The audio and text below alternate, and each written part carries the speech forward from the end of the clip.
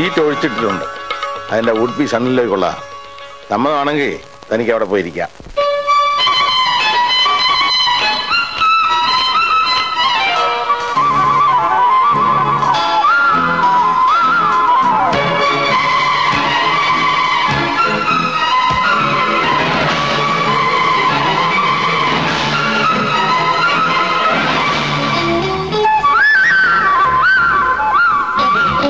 സ്വർഗമിന്നെന്റെ രാഗഭൂവിൽ തേരിറങ്ങി ഗാനസാമ്രാജ്യമാകവേ മഞ്ഞു മുത്തുവീണെന്റെ മുറം നിറഞ്ഞൊരു മാത്രയിൽ പാനപാത്രങ്ങൾ നിറഞ്ഞു കവിയും വേളയിൽ സ്വരമൊഴുകി ഒഴുകി ഒഴുകി എന്റെ കരളിൽ കവിതയാകുന്നു സാന്ദ്രമായി സ്വർഗമിന്നെന്റെ രാഗഭൂവിൽ തേരിറങ്ങി ഗാനസാമ്രാജ്യമാകവേ മഞ്ഞണിഞ്ഞു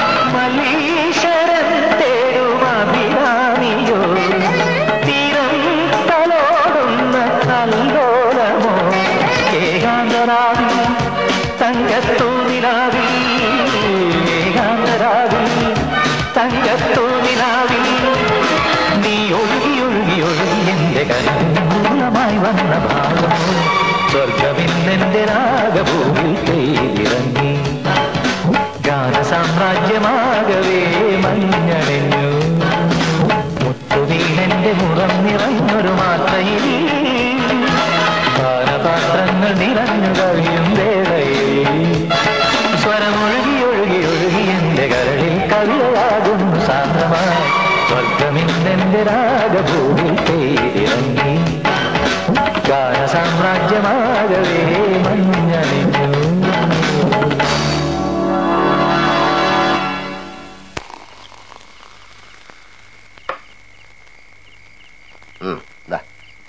എനിക്ക് വേണ്ടെന്നേ. പിന്നെ നീ എന്ത് പുളുത്താനാടാ എനിക്ക് കമ്പനി തരാന്ന് പറഞ്ഞു വന്നത്? പിടിയടാ.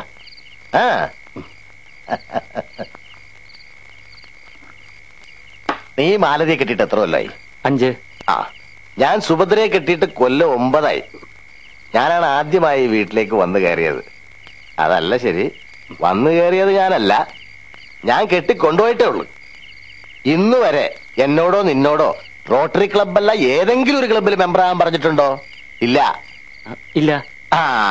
ഈ ബാലേന്ദ്രൻ വരുമാനായിട്ട് എത്ര കൊല്ലമായി? കൊല്ലോ 6 ദിവസമല്ലേ ഉള്ളൂ. ആണല്ലോ.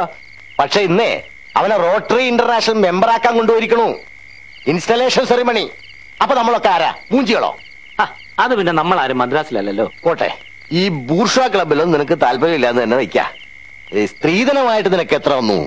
അത് 201 പവനും 5 ലക്ഷം രൂപയും ഒരു കാറും തന്നു. എനിക്കോ പവൻ വേറെ 101, 1 ലക്ഷം ഉലുവ, നോ കാർ. അത് പോട്ടെ, ഞാൻ വെറും ഒരു പാവം പോലീസുകാരൻ, ഗവൺമെന്റ് സർവന്റ്. ഇവൻ എത്ര കൊടുത്തു ഈ ബാലകൃഷ്ണന്? ബാലകൃഷ്ണൻ അല്ല, ബാലചന്ദ്രൻ. എന്ത് രോമെങ്കിലും ആവട്ടെ. 250 പവനും 10 ലക്ഷം രൂപയും. അപ്പൊ നമ്മളൊക്കെ എന്താ റാസ്കൽസാ? പറ, നീ പറയണം. അല്ല, അത് അച്ഛൻ അങ്ങനെ വിചാരിച്ച. ആ വിചാരമാണ് തെറ്റ്, ആ വിചാരമാണ് തെറ്റ്. അങ്ങനെ കൊച്ചാക്കരുത്. അവിടെ ഇരിക്കാൻ.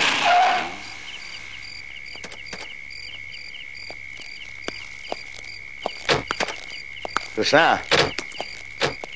ഫംഗ്ഷൻ ഗംഭീരമായി. ബാലേന്ദ്രൻ നല്ല ഒന്നാന്തര പ്രസംഗം ചെയ്തു. മദ്രാസിൽ വന്നിറങ്ങിയത്, കയറി വന്ന പടവുകൾ, പ്രയത്നം, സത്യസന്ധത, ഹൈലി ഇമോഷണൽ. ഈ സ്ട്രഗിൾസിന്റെ കഥയൊന്നും എനിക്കറിയാൻ പാടില്ലെന്ന് കേട്ടോ. ഞാനും അങ്ങനെയാ, സിംഗപ്പൂരിൽ പോയി കഷ്ടപ്പെട്ട് നേടിയതായി കാണുന്നൊക്കെ. റോട്ടറിയിലും ലയൺസിലും ഒക്കെ ചേരണമെന്ന് പറഞ്ഞ് പലരും വന്ന് നിർബന്ധിച്ചിട്ടും എനിക്ക് താല്പര്യം ഉണ്ടായിരുന്നില്ല. ഇതിപ്പോ അങ്കിള് വന്ന് നിർബന്ധിച്ചപ്പോ അങ്കിളല്ല, അച്ഛൻ. അങ്ങനെ വിളിക്കണം.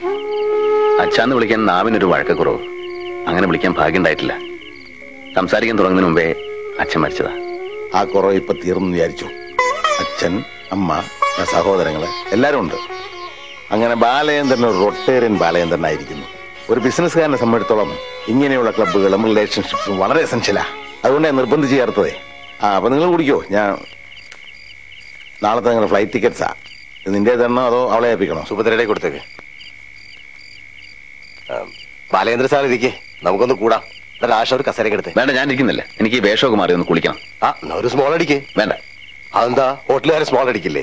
കഴിക്കായി ഒന്നുമില്ല, കഴിക്കും വല്ലപ്പോഴും. എന്നാ ഇരി. വല്ലപ്പോഴും ഇന്നായിക്കോട്ടെ. നിർമ്മലയ്ക്ക് കള്ളിന്റെ പണം പിടിക്കില്ലായിരിക്കും. സത്യം പറഞ്ഞ അതാ കാര്യം. വെറും 6ാമത്തെ രാത്രിയില്ലേ അയാള് കൃഷ്ണേട്ടാ. നമ്മള് സ്മാള് വീശിന്നും പറഞ്ഞ് നോ എൻട്രി ബോർഡ് വെച്ചാൽ കഴിഞ്ഞില്ലേ? മാലി എങ്ങനെയാ? നോ എൻട്രി മാത്രമല്ല, ആ പരിസരത്തെങ്ങും കണ്ടുപോരുന്നു. എന്റെ സുഭദ്രയ്ക്ക് ഇപ്പോ ഈ മടവിലേക്ക് പിടിക്കില്ലെന്നായിട്ടുണ്ട്.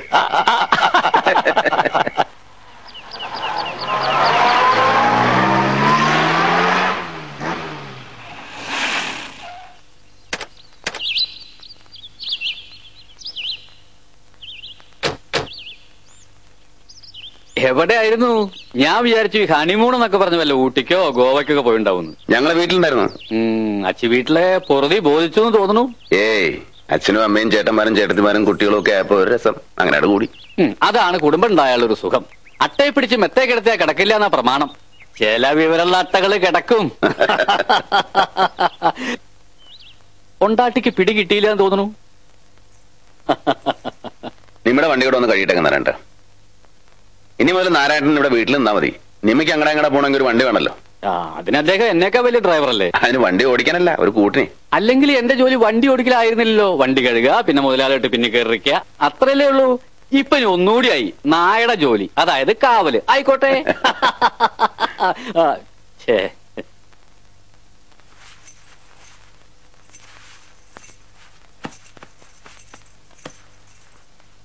അല്ല, ഈ നേരത്തെ കിടക്ക ഒരു ചലങ്ങനെ എനിക്ക് ഓഫീസിൽ പോകണ്ടേ? മതി വളിപ്പ് പറഞ്ഞത്. പിന്നെ ഊണ് ഹോട്ടലിൽ വന്ന് കഴിക്കുന്നോ അതോ ഇങ്ങോട്ട് കൊടുത്തേക്കണോ? ഏതാ സൗകര്യം? ഹോട്ടലിലെ ഊണൊന്നും എനിക്ക് വേണ്ട. എന്നാ താഴെ ഒരു ജോലിക്കാരുണ്ട്. എന്താ വേണ്ടെന്ന് വെച്ചാൽ അതിനോട് പറഞ്ഞാൽ മതി. ഉച്ചയ്ക്ക് ഞാനും ഉണ്ണാൻ വരാം. എന്റെ ഭർത്താവ് ഞാൻ വെച്ച് വിളമ്പുന്ന കഴിച്ചാ മതി. അല്ല, അതിന് വല്ലതും അറിയോ ഭവതിക്ക്? എന്റെ അച്ഛൻ സിംഗപ്പൂരിൽ പോയി പണം ഉണ്ടാക്കിയെന്ന് വെച്ച് ഞങ്ങൾ ആകാശത്തൊന്നുമല്ല ജീവിച്ചത്, ഭൂമി തന്നെയാ. ഒരു ഭാര്യയുടെ കടമ എന്തെന്ന് ആരും എന്നെ പഠിപ്പിക്കൊന്നും വേണ്ട. എന്റെ ഗുരുവായൂരപ്പാ, ഇതിന് തക്ക പുണ്യം ഞാൻ എന്താ ചെയ്തേ? മണി അടിക്കൊന്നും വേണ്ട, വേഗം ഓഫീസിൽ പോവാൻ നോക്ക്. ശരി, പിന്നെ എന്ത് വേണേലും നാരായണനോട് പറഞ്ഞാൽ മതി. ഞാൻ ഇല്ലെങ്കിലും മൂപ്പരുണ്ടാവും കൂട്ടിന്. ബാലേട്ടാ, ഒരു കാര്യം പറഞ്ഞാൽ തെറ്റിദ്ധരിക്കരുത്. അയാൾ ഇത്തിരി ഓവറാണ് കേട്ടോ. ആരോടാണ് എന്താണ് പറയേണ്ടതെന്ന് ഒരു ലൈസൻസും ഇല്ല. നാരായണേട്ടൻ വെറും ഡ്രൈവറല്ല. അല്ലായിരിക്കാം, ചില ബന്ധങ്ങളുണ്ടാവും. നല്ല സ്ഥാനത്ത് നിൽക്കണ്ടേ? വന്ന് ഇറങ്ങിയപ്പോ പറഞ്ഞത് കേട്ടില്ലേ, അട്ടയാണത്രേ. ശരിയാണ് അമ്മി, അട്ട തന്നെയായിരുന്നു.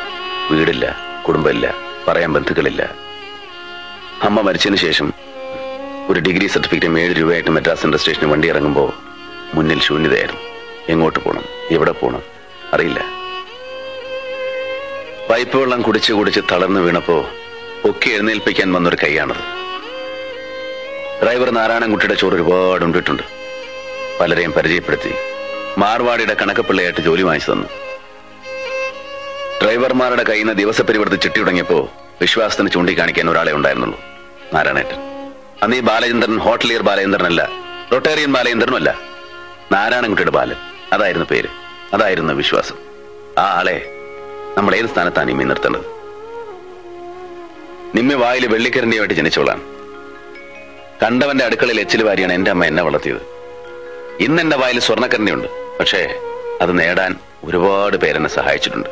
നാരായണേട്ടൻ, നമ്മുടെ ബാങ്കിന് വിശ്വസിച്ച് പണം തന്ന ആളുകൾ, നമ്മുടെ സ്ഥാപനങ്ങളിലെ സ്റ്റാഫ്, അങ്ങനെ ഒരുപാട് ആളുകൾ. അവരൊന്നും എന്റെ താഴെയാണെന്ന് ഞാൻ കരുതിയിട്ടില്ല. നിമ്മി അങ്ങനെ ആയിരിക്കണം. കരയേ, നിമ്മിയോട് ഞാൻ ദേഷ്യപ്പെട്ടതല്ല. എന്നോട് ക്ഷമിക്കണം. അതിന് നിമ്മി തെറ്റൊന്നും ചെയ്തില്ലല്ലോ. ഇത് നമ്മുടെ ജീവിതത്തിലെ ആദ്യത്തെ അവസാനത്തെ കണ്ണുനീരാണ്. ഇനി ഈ കണ്ണുകൾ നിറയരുത്.